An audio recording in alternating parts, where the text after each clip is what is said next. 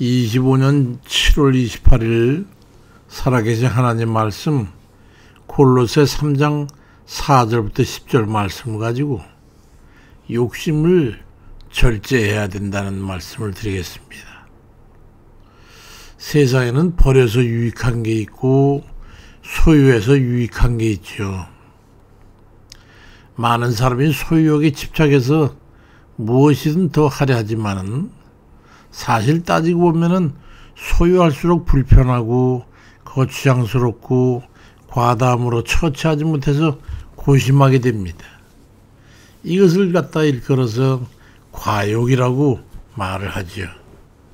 욕심이 지나치다는 그런 말씀 아니겠어요? 우리는 이 욕심이 지나칠 때 유의해야 합니다. 일산에 있는 그 홀트 그 복지관에 가면요, 문해증 그 장애인들이 있어요. 뇌가 없다고 하는 이 문해증은 아무 욕구를 느끼지 못해요. 심지어 인간의 기본적인 욕구라고는 먹고 싶은 식욕조차도 느끼질 못합니다. 그래서 음식도 호수로 위에 넣어 주어야 생명을 유지해요. 어느 세상 종교에서는 무욕의 경지를 말하지만 그것은 정상적인 인간으로는 불가능한 일인 것을 추구하고 있는 것 같은 거죠. 욕구는 있어야 하겠지만은 그것이 좀 지나치게 되면 그것이 탐욕으로 변질돼 가지고 거기서부터 문제를 야기시키게 되는 거예요.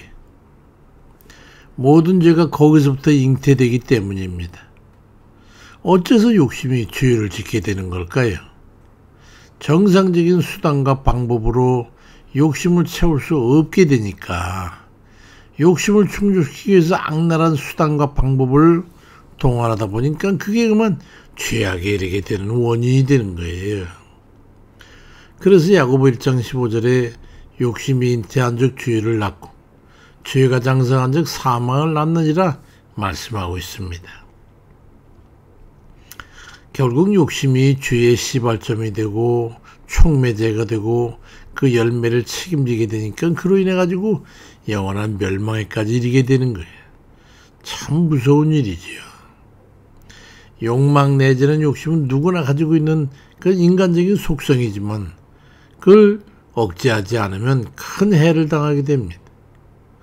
모든 것에 지나친 집착을 욕심이라고 하는 거지. 이것에서 얼마만큼 자유로우냐에 따라서 행복할 수도 있고 불행할 수도 있게 되는 거예요. 골로새 3장 5절 6절에 그러므로 땅에 있는 지체를 죽이라. 곧 음란과 부정과 사욕과 악한 정욕과 탐심이니 탐심은 우상 숭배라고. 이것들로 말미암아서 하나님의 진노가 임하게 된다고 말씀하고 있어요. 아담과 하와를 한번 보십시오. 인류의 조상인 아담과 하와는 하나님께서 생명으로 점지하셔가지고 에덴 동산에서 모든 걸 다 누릴 수 있었지만은 선악과를 따먹지 말라는 하나님 유일한 명령을 이고 그만 하나님처럼 되고자 하는 욕심을 품게 됐어요. 뱀의 꾀임에 넘어가서 선악과를 따먹고 죄를 짓게 된 것은 결국 하나님의 주권을 넘어서고자 하는 교만한 욕심 때문이었어요. 어떤 사람은 말하기를 아담과 하와가 복숭아인지 사과인지 모르지만 그깟 과일 한 개 따먹은 걸로 그렇게 엄청난 징벌을 받게 되고 그의 후손들까지 영원한 저주를 받게 한 건 이건 너무 좀 과한 조치가 아니냐고 가십처럼 얘기를 합니다. 그럴듯하잖아요.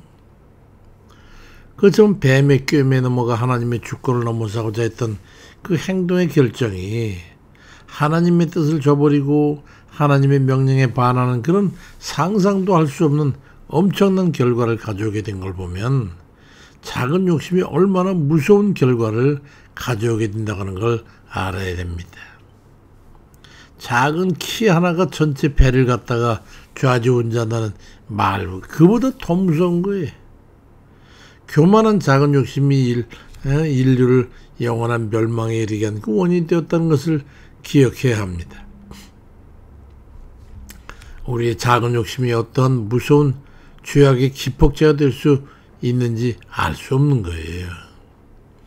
이스라엘의 초대 왕이었던 사울을 한번 보십시오.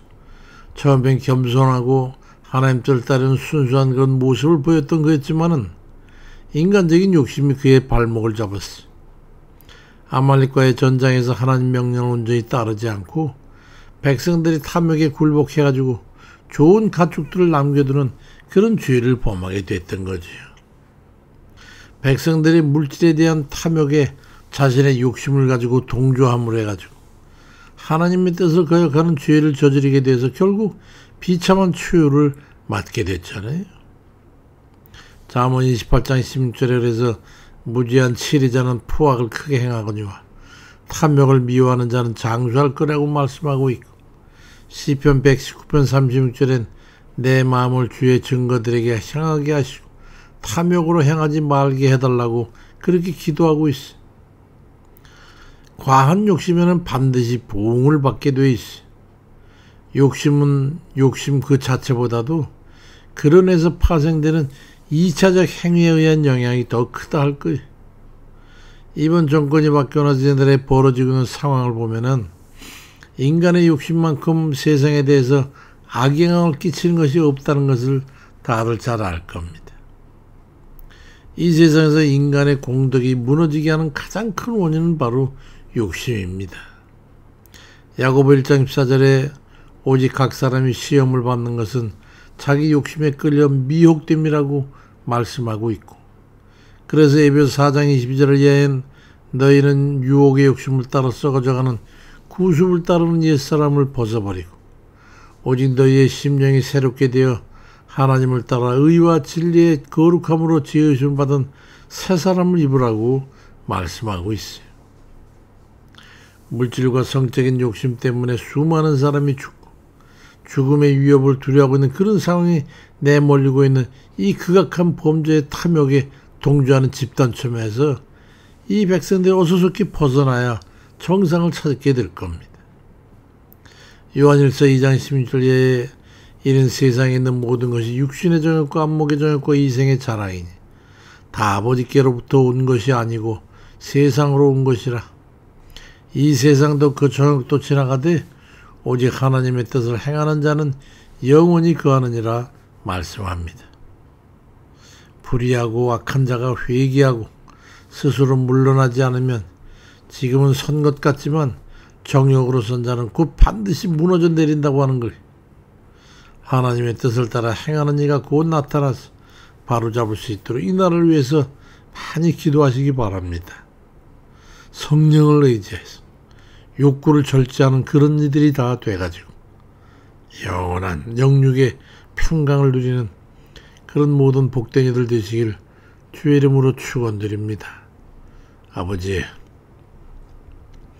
우리의 마음은 늘상 주님 뜻대로 살기를 바라지만 또 다른 우리의 감정적이거나 육신적이거나 본능적인 그런 욕구에 이끌려서 지나쳐서 욕심에 이끌리고 정욕에 물든 그 마음으로 아버지 모든 일들을 행하다 보니 죄악에까지 연결되어서 아버지 하나님, 우리가 하나님 은혜로 살지 못한 때가 얼마나 많은지, 우리 인생에 가장 큰 적이 있다면 우리의 탐욕스러운 마음인데 아버지, 그 해가 이 날에도 이루 말로 할 수가 없나이다.